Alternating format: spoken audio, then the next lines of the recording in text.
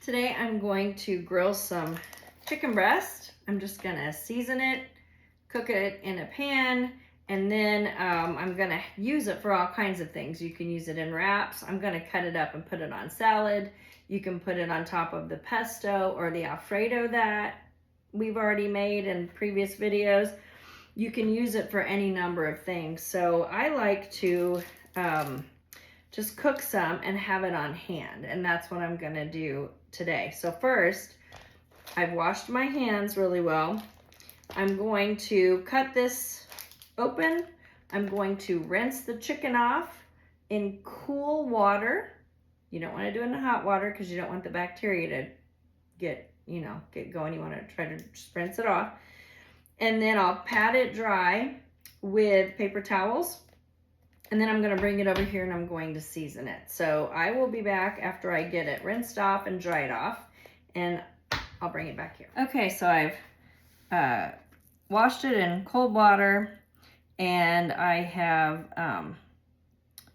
pat dried it a little bit. So now what I'm going to do, because these are really thick chicken breasts, this one actually is not quite so thick, so I maybe won't do this one, but this guy's really thick. So I'm going to cut him in half so it cooks faster, and you end up with the chicken just goes further. So I am using my knife that has the bumpy edges, and if you recall, that's called a serrated knife. You use the bumpy edge knife, the serrated knife, to cut meat, bread, cake. I used it to cut a watermelon. You can use it for any number of things. The way you use it is just how I did. You saw with it like this. You don't just try to force it or push it through. So I did that, and now I'm going to season my chicken on all sides, but first I'm going to wash my hands because now I've got chicken on them. When I cut my package open, I'm going to wash the scissors that I used to cut them open. I'm going to wash this knife.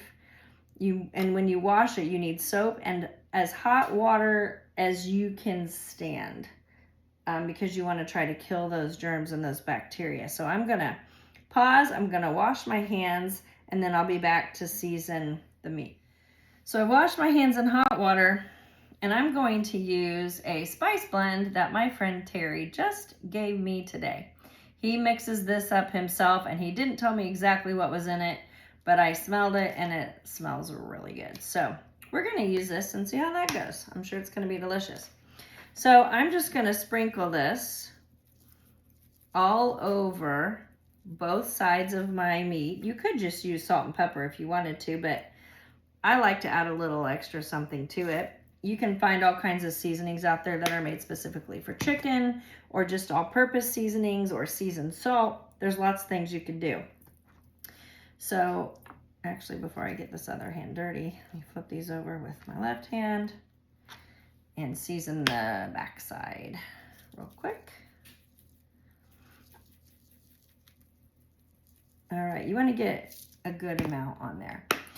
All right, so we've done that. We're going to bring it over to the pan at the stove that's already getting hot.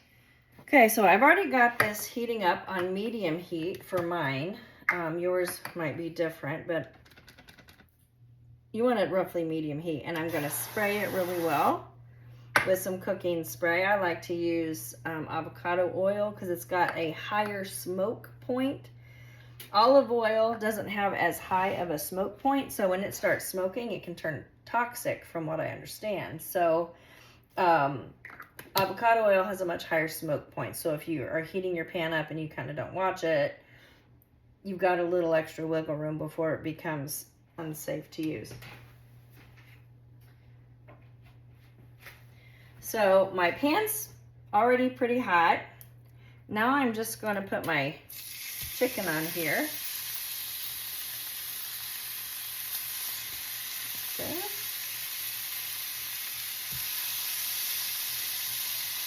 And we're going to just let that cook for a little bit.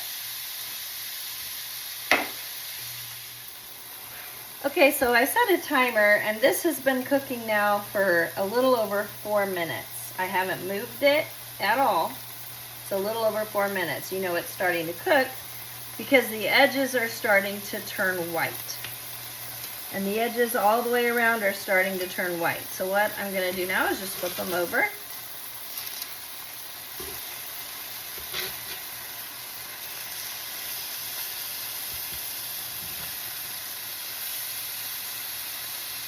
Now, as you cook more, you'll start to be able to tell when your meat is done. This one is really squishy.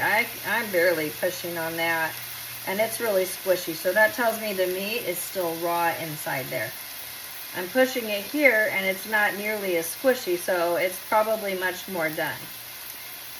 But one way you can tell is by using a meat thermometer like this. I just turn it on and I pull the little temperature gauge out like that. And on the back, it actually tells you, I don't know if you can see this, but it tells you the recommended internal temperature.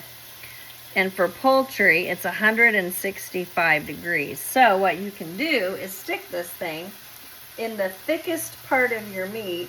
You don't want it to touch the pan. It'll give you a false reading. So I put this just this far into the thickest part of my meat, and it's reading at about 108, 107 degrees. So it's got a ways to go. But if I put it over here, it's reading at 197. So this part is done. This part probably isn't. It's reading 132. This one is about 135. So what I could do, I wonder if I can separate this with my tongs. And I'm going to remove this from the heat and put it on my cutting board because I don't want to overcook it. I want it to stay juicy. So I'm going to put it over on my cutting board. But these guys, I'm going to continue to cook for a little while. If you don't keep flipping your meat all the time, you'll start to get these brown edges, these brown crunchy edges. And when you cook like a steak over really high heat for a short period of time, and you get those brown like cooked surfaces, that's called searing. And it helps to keep the juices in. I'm not searing these, I'm just cooking them. But I do, like right here, you can kind of see the dark brown, kind of the crispy parts. It really gives it really good flavor. But you don't want to keep flipping it all the time. You want to really let it sit on that one side and cook for a while in order to get that dark crispiness. So I'm going to pause again for another couple minutes, and then we'll come back and check the temperature on our meat. Okay, I'm going to flip these now and see how the back side's looking. Oh, look at that. See, isn't that gorgeous? And it tastes so good too. So I'm going to flip these over. This one has a little ways to go, but I'll check it and see. This guy right here is at about 140, 139. This one's at 167, so this one's ready. This one is at 159, so it's not quite ready. So I'm just going to let this guy stay just a little bit longer. So remember, 165 Fahrenheit is your goal temperature. But you can also check it by just cutting it open in the thickest part. If the juices inside are still pink, or if the meat is still pink, it's not ready. So I'm going to do that with this one.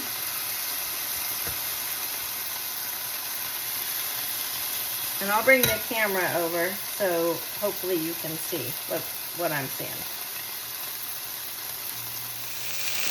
Okay, so I'm going to open this up. You can kind of see the juices are still a little pink even right there. But I'm going to open this up. And you can see it's still pink inside there. It's not cooked all the way.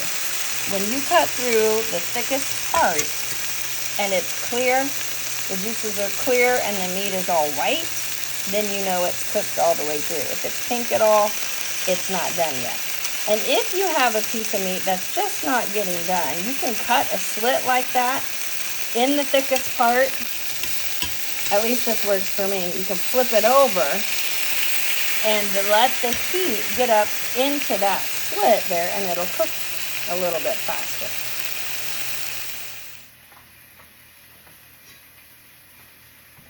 Okay, so I've removed all but that biggest, thickest piece over to my cutting board. And now I'm just gonna cut it into pieces. You don't have to cut it. You can eat it just like that. It's delicious just like that. But I like to cut it into strips or bite-sized pieces and put on my salads or in my wraps or whatever. There's no right or wrong way to do it. That looks pretty good. I'm gonna, after I cut it, I'm gonna bring it over and just put it on a plate over here that's next to me. It's good to let meat rest a few minutes before you carve it so that the juices can kind of settle in and they don't all come out when you cut it. So I'm gonna let these sit just for a minute and then I will be back. Okay, I brought this last piece over. It should be done now. And these guys have sat just for a minute or so. So I'm gonna go ahead and cut them. Again with my serrated edge knife, because that's the knife that cuts meat the best.